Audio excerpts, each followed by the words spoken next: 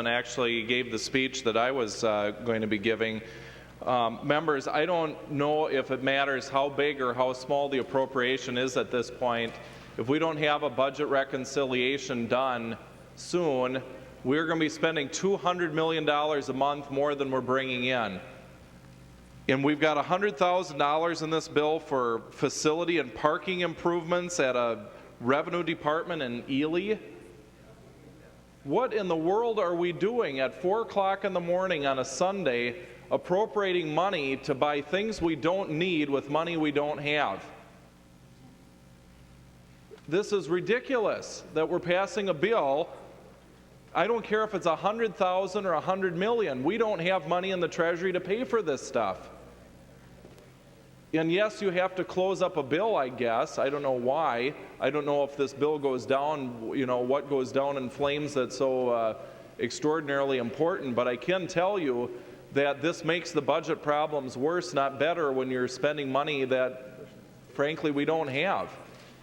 And I look at some of these minor provisions in here. These are all things that can come back next year, quite frankly, members. And I have a lot of concerns at 4 o'clock in the morning passing a bill. Representative Hausman said it best. We don't have money for this. If we can't make the easy choices, like saying no to $100,000 for a parking facility in Ely for a revenue building, what in the world are we going to do when it comes to saying no, when it comes to entitlement programs and K-12 and nursing homes and the disabled and these really difficult decisions that everybody is kicking the can down the road, not wanting to make now? I think your best bet, members, is to vote no on this bill and send a message that yes, in a bipartisan way, we are willing to say no.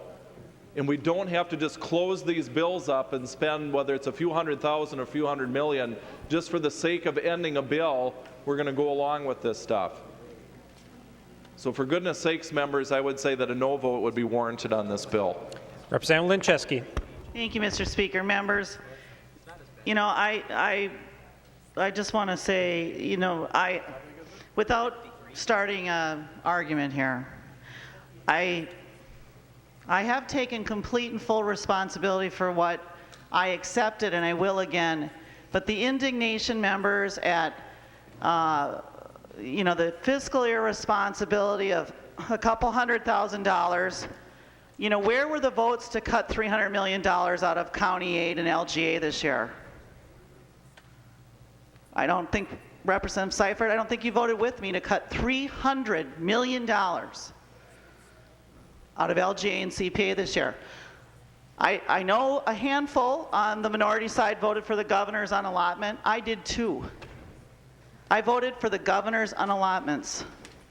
I voted a couple days ago to cut $700 million. I'm going to vote again yet today to cut $800 million.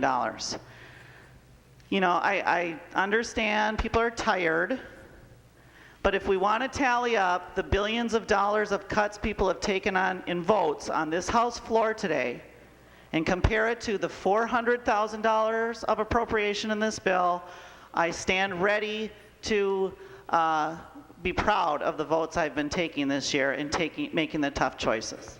Representative Coles. Thank you, Mr. Speaker.